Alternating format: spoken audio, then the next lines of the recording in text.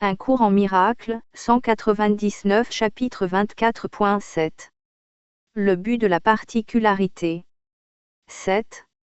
Le lieu de rencontre.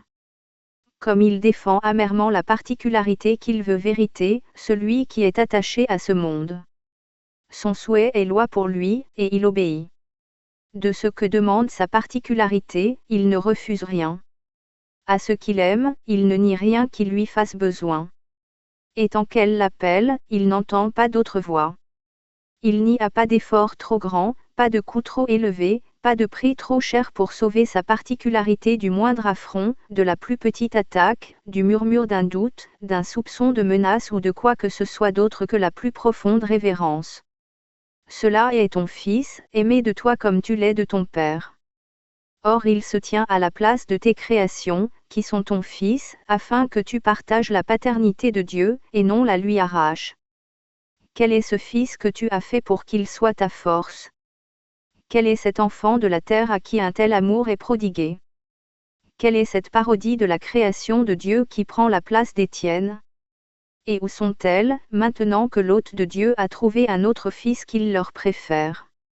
La mémoire de Dieu ne brille pas seule.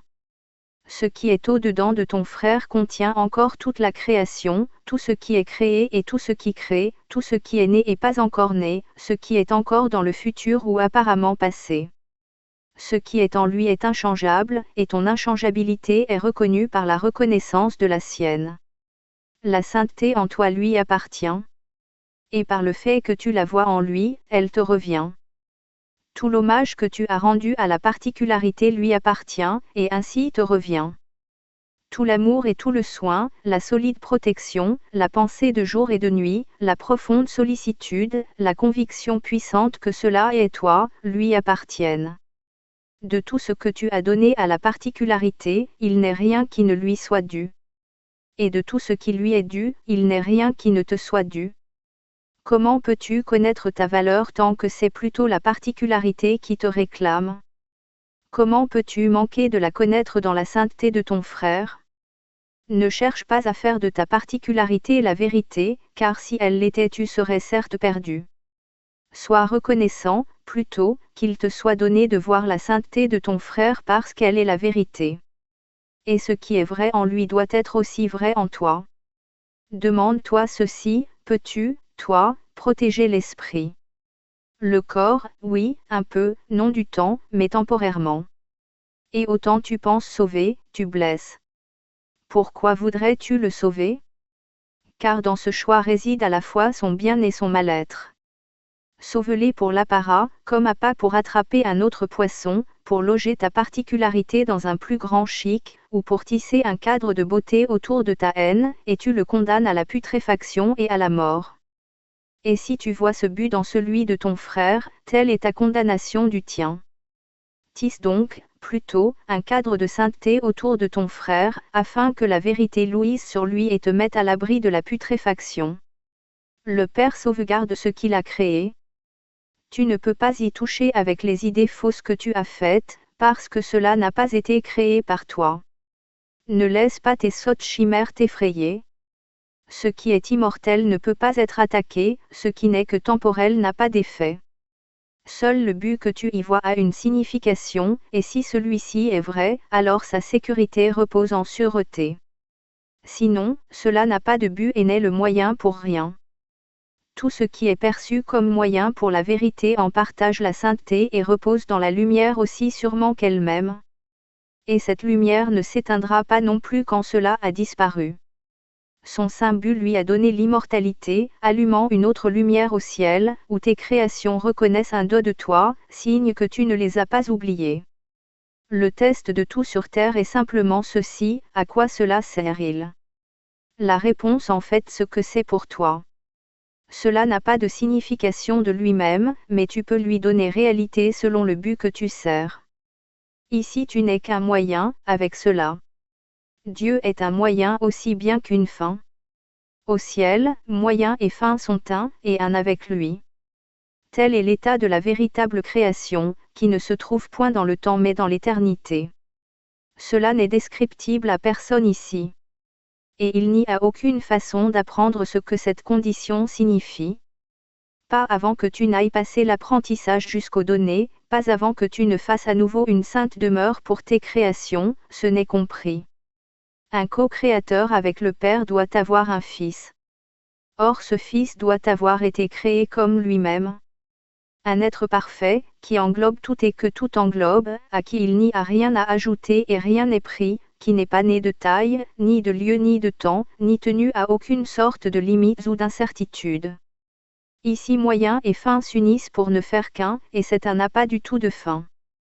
Tout cela est vrai, et pourtant cela n'a aucune signification pour quiconque garde encore en sa mémoire une seule leçon inapprise, une seule pensée au but encore incertain, ou un seul souhait dont la visée est divisée.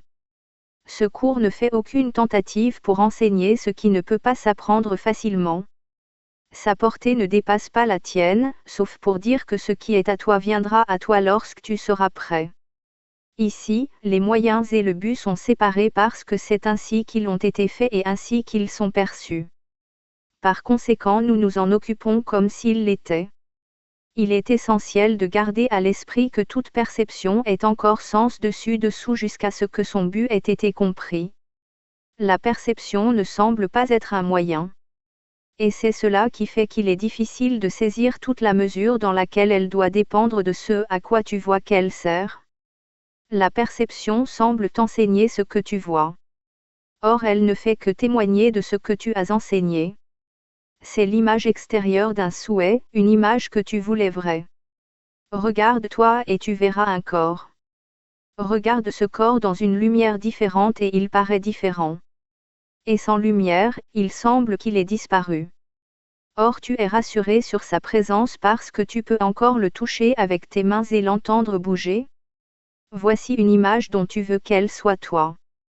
C'est le moyen pour réaliser ton souhait.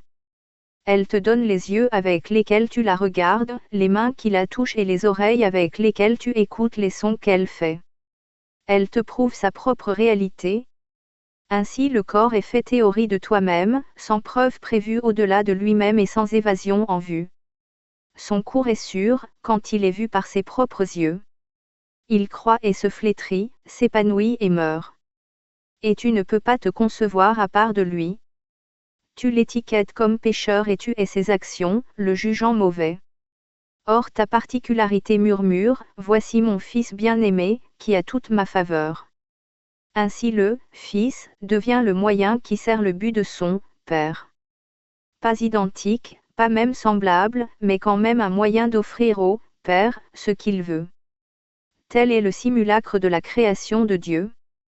Car de même que la création de son Fils lui donnait de la joie, témoignait de son amour et partageait son but, de même le corps témoigne de l'idée qu'il a fait et parle pour sa réalité et sa vérité. Ainsi deux fils sont faits, et les deux semblent parcourir cette terre sans un lieu de rencontre et sans réunion.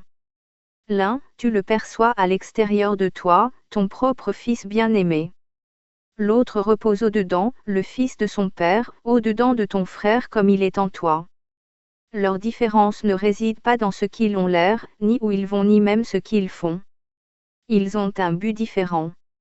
C'est cela qui les joint à leurs semblables et sépare chacun de tous les aspects ayant un but différent. Le Fils de Dieu conserve la volonté de son Père. Le Fils de l'homme perçoit une volonté étrangère et souhaite qu'il en soit ainsi. Ainsi sa perception sert son souhait en lui donnant les apparences de la vérité.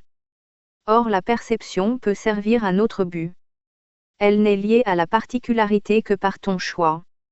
Et il t'est donné de faire un choix différent et d'utiliser la perception pour un but différent. Et ce que tu vois servira bien ce but et te prouvera sa propre réalité.